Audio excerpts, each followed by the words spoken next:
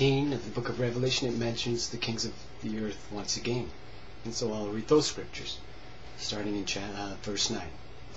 And the kings of the earth who committed fornication with her and lived in shameless luxury will weep and beat themselves in grief over her when they look at the smoke from the burning of her, while they stand at a distance because of their fear of her torment, and say, too bad, you great city, Babylon, you strong city, because in 1 hour your judgment has arrived. So notice that these kings of the earth will weep and beat themselves in grief. And so there's another scripture which mentions these kings weeping and gnashing their teeth. It's in Matthew chapter 24. Maybe I should read it now because it parallels exactly this scripture. So remember, the Apostle John at the start of the book of Revelation mentioned that he was writing it for his fellow slaves. This scripture in the book of Matthew chapter 24 also speaks about Jesus Christ's slaves. There's an evil and a faithful slave. And so listen to how this parallels the same scripture in Revelation chapter 18. I'll start at verse 48 of Matthew chapter 24.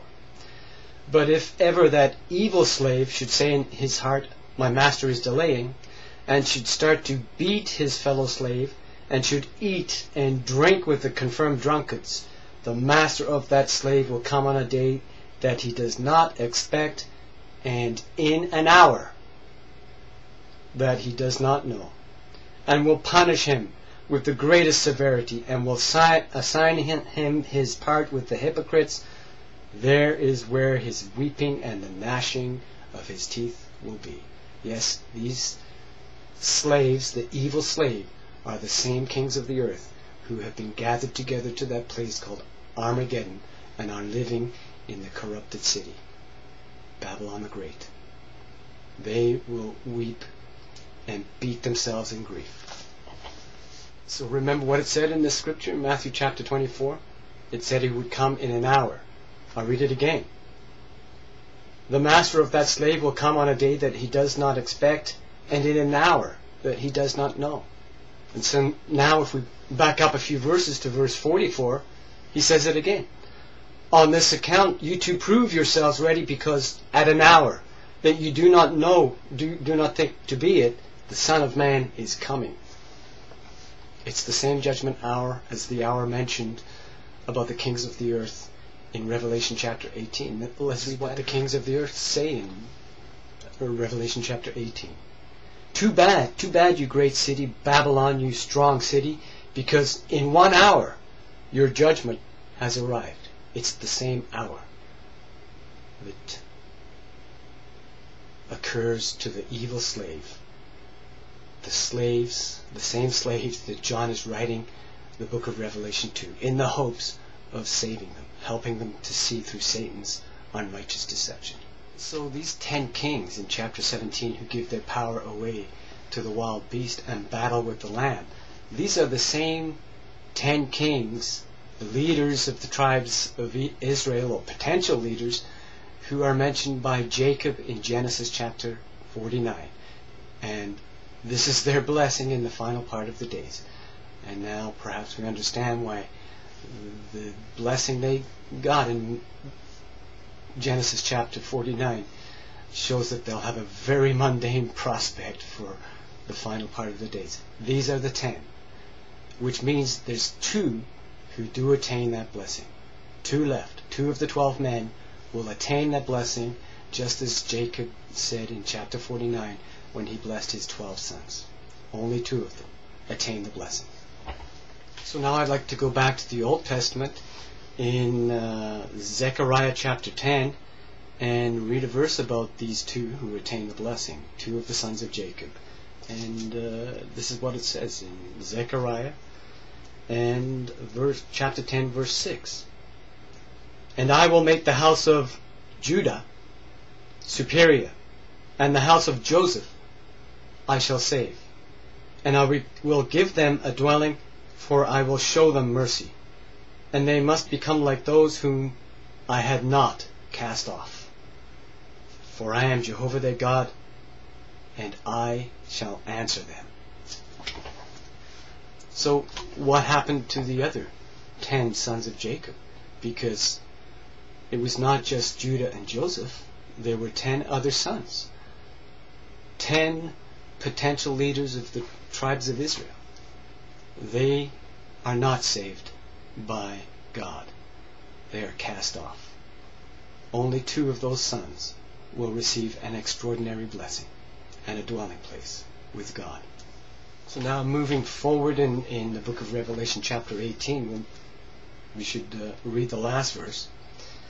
And it says there in verse 24, "Yes, in her was found the blood of the prophets." In who? Babylon the Great. "And of the holy ones, and of all those who have been slaughtered on the earth." And so it's the same place as Jerusalem. That's where the prophets and the holy ones were slaughtered.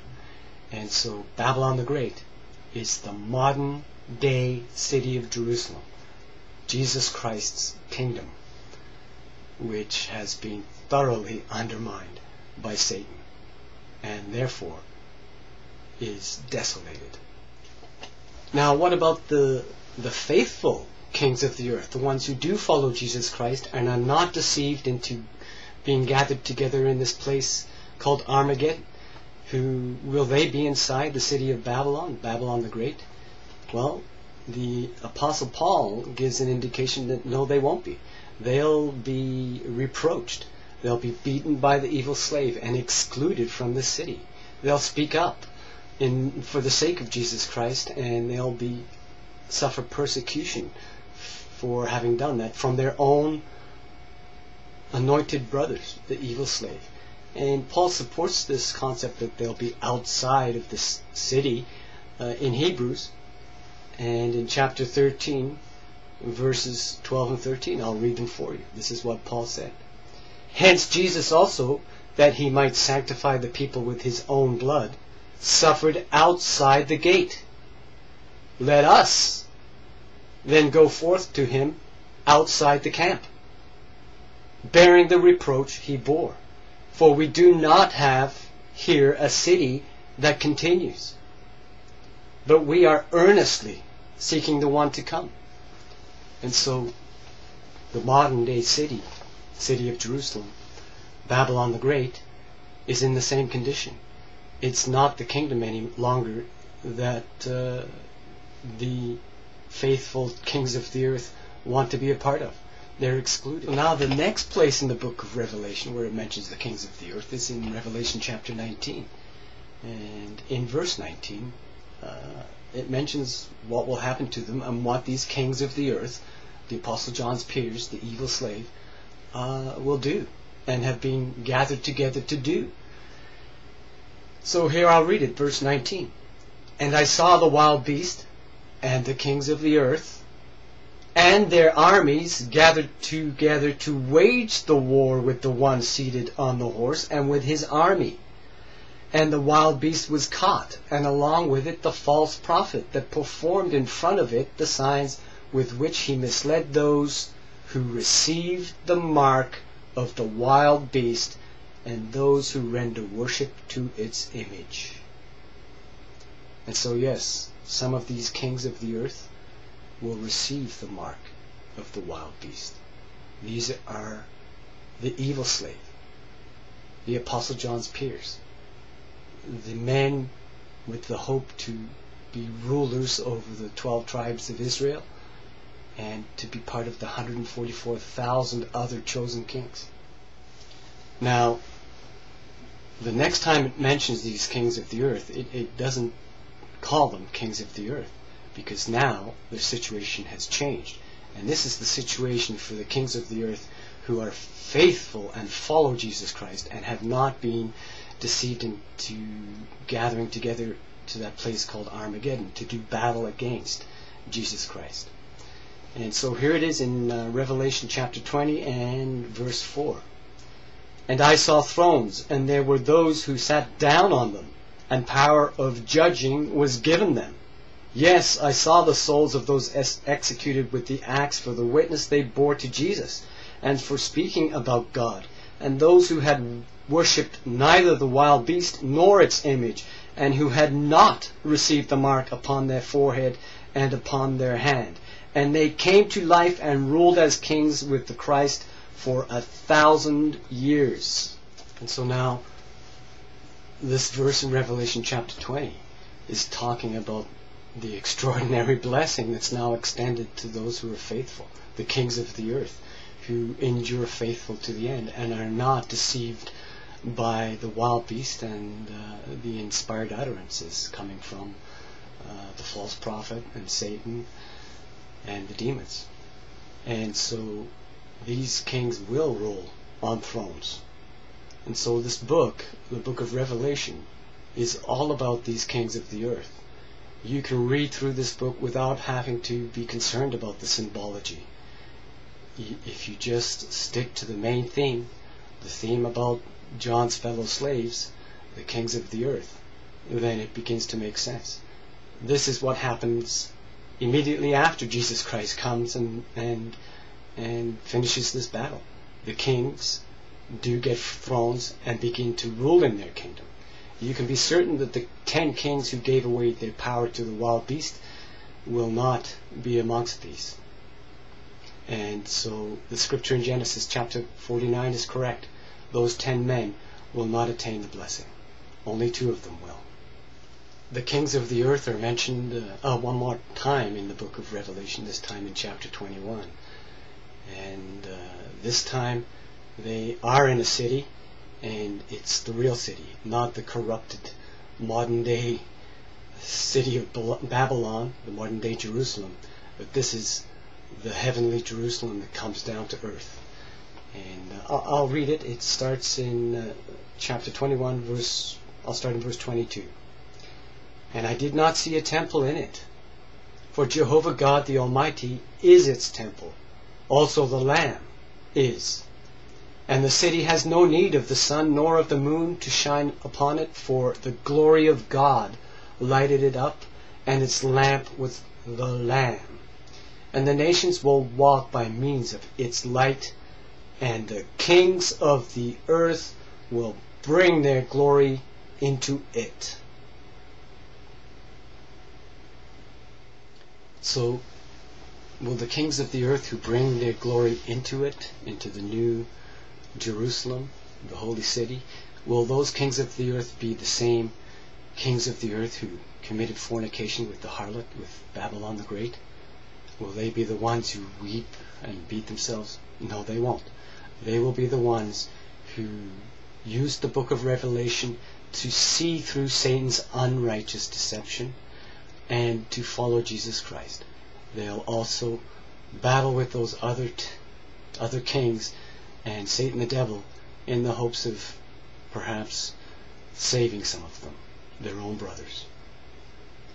So now the book of Revelation should be thoroughly understood without the means of understanding any of the symbology. So if you've watched through these videos up to this point, then now I strongly urge you to read the book of Revelation again, only this time look for those slaves of Jesus Christ, the fellow slaves of John, the kings of the earth, and realize that when the book of Revelation speaks of the kings of the earth, these are the men who have the opportunity to rule as kings, to sit on thrones. 12 to judge the 12 tribes of Israel, and then the remaining ones of the 144,000 will also be kings. They will rule the earth with Jesus Christ. And you can ignore most of the symbology. You don't have to worry about it. Just watch for those places where it mentions these kings of the earth. The audience, the main audience for the book of Revelation. And now I also urge you to watch the rest of the videos on my YouTube channel, in my blog, read my book, because I'll explain to you how the mark of the beast is received, how the number is calculated, and a few other things in the book of Revelation.